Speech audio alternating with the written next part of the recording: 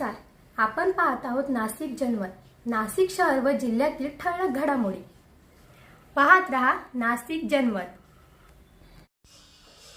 उद्धव बाळासाहेब ठाकरे आणि मनसे यांची युती झाल्यानंतर 24 तासापूर्वी भाजपचे सुपडे साफ करणारे असे म्हणणारे नेते दिनकर पाटील व सर्व फॅमिली तसेच 2 महापौर हे 24 तासाच्या आत भाजपाच्या गळाला लागले असून त्यांनी भाजपात प्रवेश केल्याने सर्वत्र भाजप पक्षामध्ये खळबळ उडालेली आहे.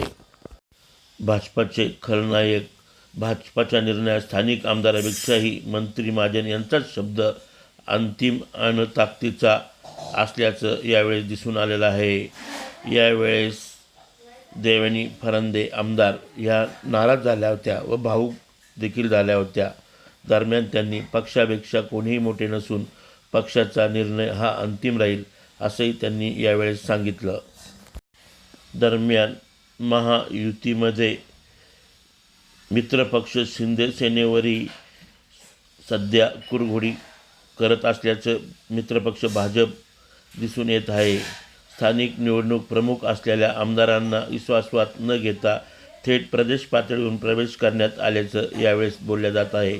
वर्षानुवर्षे ज्यांच्या विरोधात लढले त्यांना पायाघड्या घातल्याने निष्ठावंत कार्यकर्त्यांची नाराजी दिसून आलेली आहे. विरोधकाचे बुरुज ढासळले, मुलाखती घेणारे नेते सोडून गेल्याने विरोधी पक्ष तोंडघशी पडल्याचं यावेळेस दिसून आलेलं आहे. मित्रपक्ष शिंदे सेनेच्या तुलनेत भाजपची ताकद वाढली असून युती तुटून स्वबळावर लढण्याची शक्यता वाढलेली आहे. त्यामुळे जो तो पक्ष महायुतीमध्ये स्वतंत्र लढणार असल्याचे महानगरपालिका निवडणुकीत समोर येत आहे. नाशिक जनमतसाठी चंद्रकांत दात्रक.